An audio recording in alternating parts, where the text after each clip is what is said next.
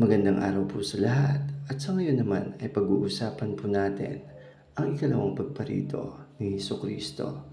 Tatalakayin po natin sa video pong ito kung ano po yung mga dapat mangyari sa pagparito ni Jesucristo, ano yung kanyang gagawin, paano tayo magiging handa, at ano-ano pa yung mga paghahandang gagawin natin upang sa ganon mas makapaghanda tayo sa pagparito muli ni Jesucristo sa mundo. Pero bago po yan, iniimbitahan po namin kayo kung kayo ay bago pa lang sa ating channel upang sa ganon mas maging updated po kayo sa mga makabago nating video na makakatulong po sa atin upang maghanda sa pagparito ni Jesucristo. At kung napindot nyo na ang subscribe or bell button, ay magpatuloy na po tayo. Siya nga pala guys, ang impormasyon pong ito ay kinuha po sa isang aklat ng nangalang Gospel and Principle ng The Church of Jesus Christ of Latter-day Saints, kung saan po ipinaliwanag ng isang buhay na propeta na dinalaw mismo ni Jesucristo upang sa ganon malaman natin kung ano po yung mga paghahanda na gagawin po natin sa buhay na ito bago pa yung kanyang ikalawang pagparito or second coming. Paghihintay sa ikalawang pagparito ng tagapagligtas. 40 araw makaraan ang kanyang pagkabuhay na mag-uli. Sama-samang nagtipon sina Jesus at ang kanyang mga apostol sa bundok ng mga Olivo. Dumating na ang sandali na kailangan ng lisanin ni Jesus ang mundo. Natapos na niya ang lahat ng gawain na kailangan niyang gawin noong panahong iyon. Babalik na siya sa ating Ama sa Langit hanggang sa panahon ng kanyang ikalawang pagparito. Pagkatapos niyang turuan ang kanyang mga apostol, umakyat na si Jesus sa langit. Habang nakatingin sa langit ang mga apostol, 2 anghel ang tumayo sa kanilang tabi at sinabing, "Kayong mga lalaking taga Galilea, bakit kayo'y nakakatayong tumingin o tumitingin sa langit? Itong si Jesus na tinanggap sa langit mula sa inyo ay paparitong gaya rin ng inyong nakitang pagparoon niya sa langit." Makikita ito sa ang mga gawa 1 verse 11. Simula noon hanggang sa ngayon, ang mga tagasunod ni Jesucristo ay naghihintay sa ikalawang pagpaparito or pagparito. Ano ang gawain ni Jesus sa muling niyang pagparito? Sa muling pagpaparito ni Jesus o ni Jesucristo sa mundo, gagawin niya ang mga sumusunod na mga bagay.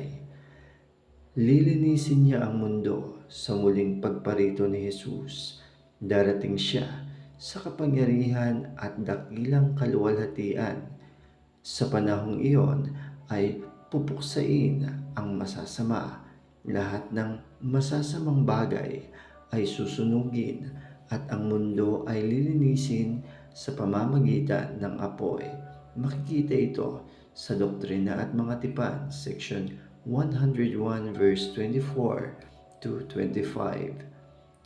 Ikalawang bagay na gagawin niya ay hahatulan niya ang kanyang mga tao. Sa muling pagparito ni Jesus, hahatulan niya ang mga bansa at ihihiwalay ang mabubuti sa masasama. Makikita ito sa Mateo 25 verse 31 to 46.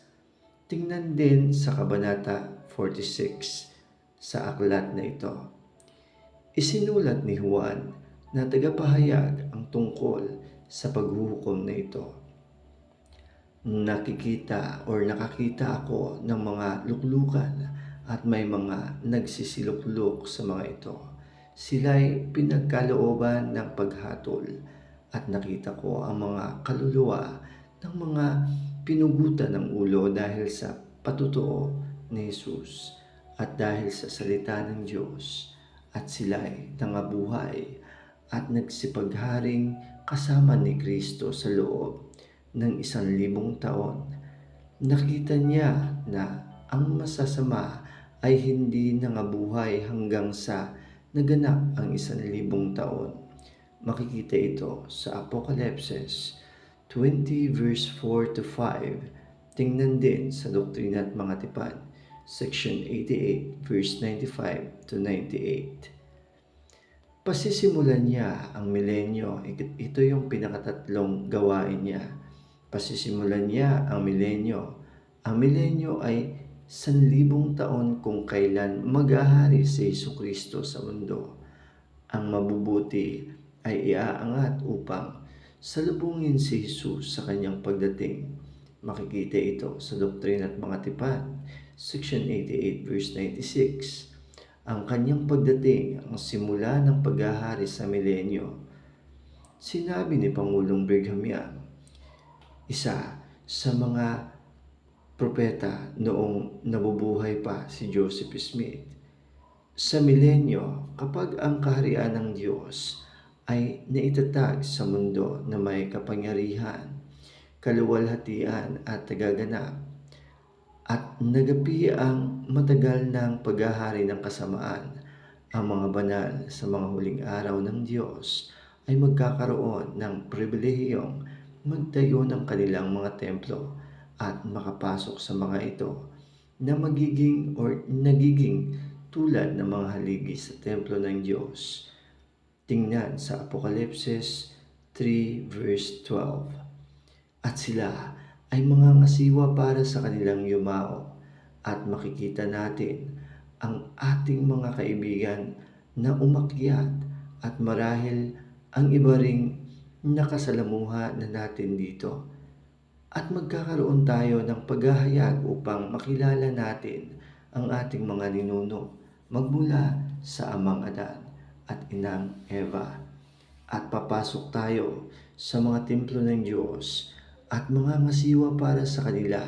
Pagkatapos ay maibubuklod ang mga anak sa mga magulang hanggang sa ganap na mabuo ang tanikala mula kay Adan, para magkaroon ng ganap na pagkabuo ng tanikala ng pagkasaserdote mula kay Adan hanggang sa pagkatapos o pagtatapos ng mundong ito.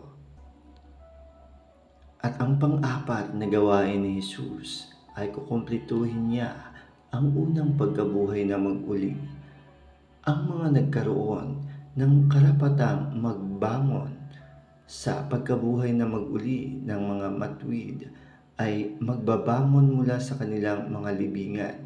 Sila ay iaangat upang salubungin ang tagapagligtas habang bumababa siya mula sa langit. Makikita sa Doktrina at Mga Tipan, section 88 verse 97 hanggang 98. Pagkatapos bubangon si Jesucristo mula sa mga patay, ang iba pang mga matuwid na tao na namamatay o namatay ay nabuhay ring mag-uli. Sila ay nagpakita sa Jerusalem at gayon din sa lupalop ng Amerika. Tingnan sa Mateo 27 verse 52 to 53 at sa ikatlong Nephi 23 verse 9 to 10. Ito ang simula ng unang pagkabuhay na mag-uli. Ang ilang tao ay nabuhay na mag-uli simula noon. Ang mga nabuhay na mag-uli at ang mga nabubuhay na mag-uli sa panahon ng kanyang pagdating ay magmamanang lahat ng kaluwalhatian ng kahariang celestial. Tingnan sa Doktrina at Mga Tipan, section 76 verse 50 to 70. Pagkatapos ng pagkabuhay na mag-uli ng mga taong magmamana ng kaluwalhatiang celestial, may isa pang grupo na mabubuhay na mag-uli, ang mga tatanggap ng kaluwalhatiang terrestrial. Kapag ang lahat ng mga taong ito ay nabuhay na mag-uli, makukumpleto na ang unang pagkabuhay na mag-uli.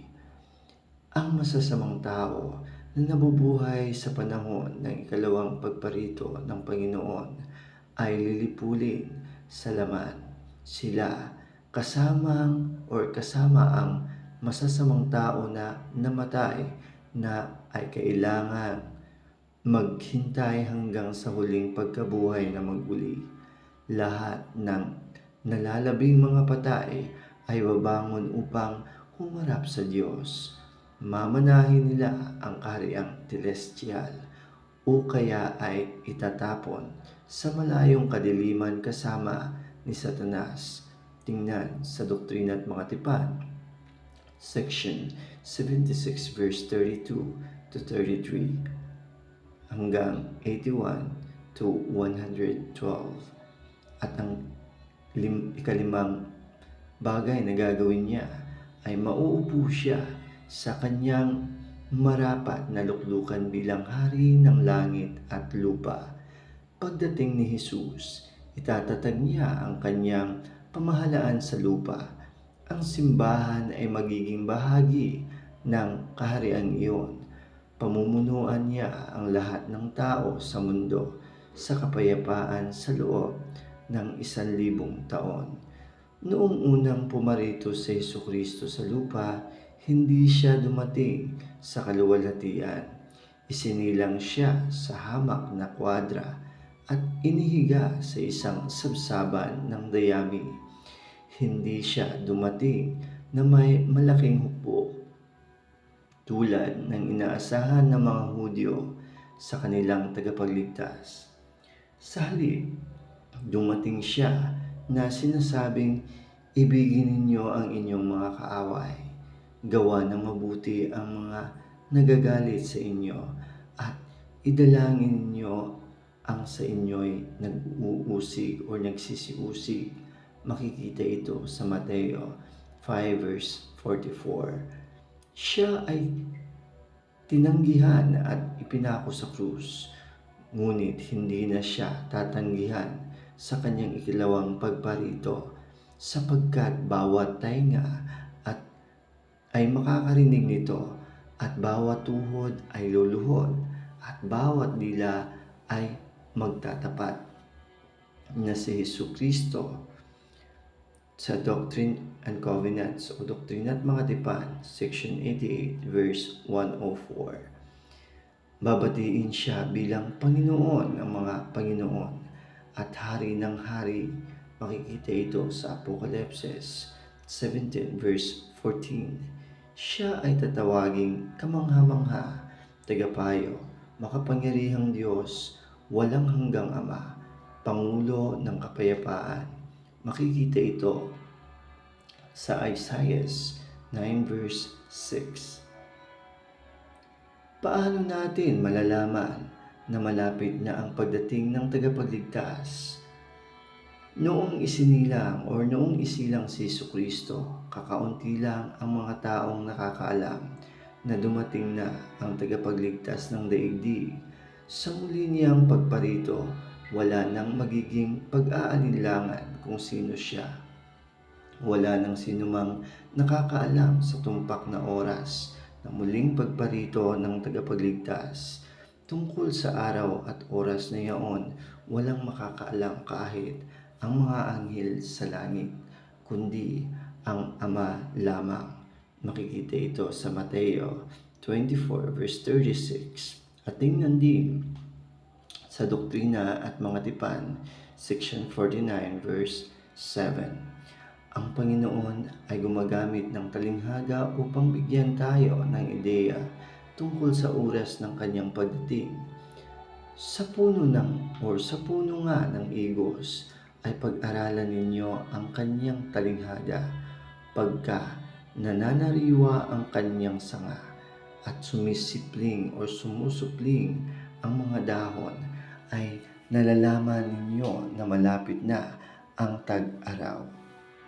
Gayon din naman kayo, pagka nakita ninyong nangyari ang mga bagay na ito, at talastasin ninyo na siya malapit na, nasa mga pintuan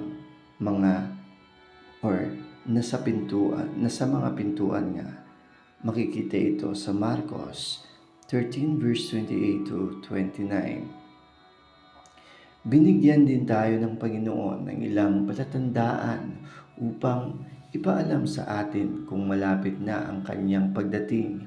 Pagkatapos ipahayag ang mga palatandaan, siya ay nagbabala. Mangagpuyat nga kayo, sapagkat hindi ninyo nalalaman kung anong araw paparito ang inyong Panginoon. Kayo'y magsihanda naman, sapagkat paparito ang Anak ng Tao sa oras na hindi ninyo iniisip. Makikita ito sa Mateo 24 verse 42 at 44. Para sa karagdagang impormasyon kung paano natin malalaman na malapit na ang ikalawang pagparito ni Jesus, tingnan sa Kabanata 43 sa aklat na ito. Paano tayo magiging handa sa pagparito ng tagapagligtas? Ang pinakamabuting paraan upang maging handa tayo sa pagdating ng tagapagligtas ay pagtanggap ng mga turo ng Ebanghelyo at gawing bahagi ng ating buhay ang mga ito. Dapat tayong mamuhay ng mabuti sa bawat araw sa abot nating makakaya, tulad ng itinuro ni Jesus noong narito siya sa lupa. Makakaasa tayo sa patnubay ng propeta at sa pagsunod ng kanyang mga payo. Maaari tayong mamuhay ng karapat-dapat upang magabayan tayo ng Espiritu Santo. Sa gayon, aasamin natin ang pagparito ng tagapagligtas ng may kaligayahan at ng walang takot. Sinabi ng Panginoon, "Huwag matakot, munting kawan, ang kaharian ay sa inyo hanggang sa aking pagparito, masdan, ako ay madaling paparito." Maging gayon nga. Amen. Makikita ito sa Doktrina at Mga Tipan, Section 35, verse 27. Karagdagang mga banal na kasulatan. Maghahanda si Jesus ng isang lugar at muling paparito. Makikita ito sa Juan, chapter 14, verse 2 to 3 at sa Mateo 26, verse 64. Susunugin ang mundo. Makikita ito sa Malakayas 3 verse 2 to 3 at sa chapter 4 verse 1 sa Doktrina at Mga Tipan 64 verse 23 to 24. Lilipulin ang masasama. Makikita sa Doctrine and Covenants section 133 verse 41 to 51. Ipinapasiya ang paghuhukom. Makikita ito sa Mateo 13 verse 40 to 43. Mga kaharian ng kaluwalhatian. Makikita ito sa unang mga taga-Korinto 15 verse 42 to 42 at sa Doktrina at Mga Tipan section 76 to section 88 verse 17 to 35. Si Jesus ay mamumuno bilang hari. Makikita ito sa Zacarias 14 verse 9 at sa Apocalypse 11 verse 15 at sa 1 Nephi 22 to 24 to 26. Maraming salamat at naway nakatulong ito upang sa ganon na mabigyan po kayo ng impormasyon patungkol sa ikalawang pagparito ni Jesucristo. At kung nagustuhan niyo naman ang video pong ito, ay paki-like at mag-subscribe na kung kayo pa ay hindi pa nakapag-subscribe upang sa ganon, mas maging updated kayo sa mga kwentong totoo patungkol sa ikalawang pagparito ni Jesucristo.